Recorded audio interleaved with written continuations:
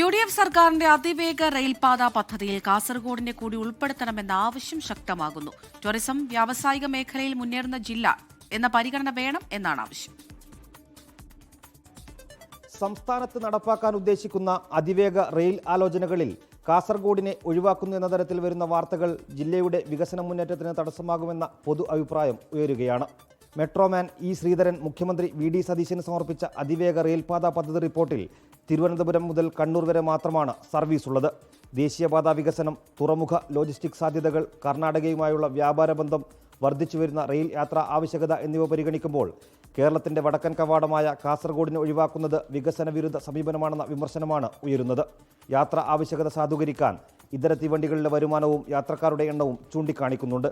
അതിവേഗ പദ്ധതി കണ്ണൂർ വരെ മാത്രമാക്കിയുള്ള നിർദ്ദേശം കേരളത്തിലെ പ്രധാന പ്രവാസി, വ്യാപാര, വിനോദസഞ്ചാര, വിദ്യാഭ്യാസ മേഖലയായ കാസർഗോഡ് ജില്ലയോടുള്ള അവഗണനയാണെന്ന് ചേംബർ ഓഫ് കൊമേഴ്സ് ഭാരവാഹികൾ പറഞ്ഞു.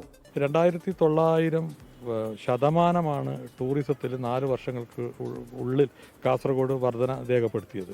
മറ്റൊന്ന് വ്യാവസായികമായിട്ടുള്ള പുരോഗതി 350% നമ്മൾ വ്യാവസായികമായും പുരോഗതി കൈവരിച്ചിട്ടുണ്ട്.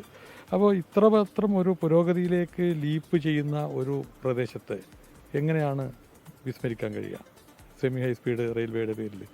വന്ദേ ഭാരത് എക്സ്പ്രസിന്റെ കാര്യത്തിൽ കാസർഗോഡിന്റെ പ്രാധാന്യം റെയിൽവേ കണക്കുകളിൽ തന്നെ വ്യക്തമാണ്.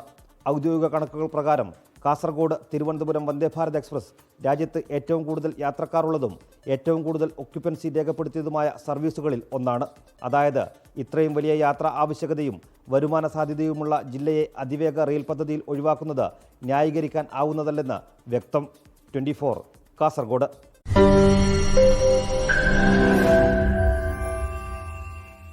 ലോകത്തെവിടെയായാലും ഏത് സമയത്തും 24 വാർത്തകളും ഓഗ്മെന്റഡ് റിയാലിറ്റി പാക്കേജുകളും എക്സ്പ്ലെയിനറുകളും വിശദമായി കാണാൻ ഞങ്ങളുടെ YouTube ചാനൽ നിങ്ങൾക്ക് സബ്സ്ക്രൈബ് ചെയ്യാം.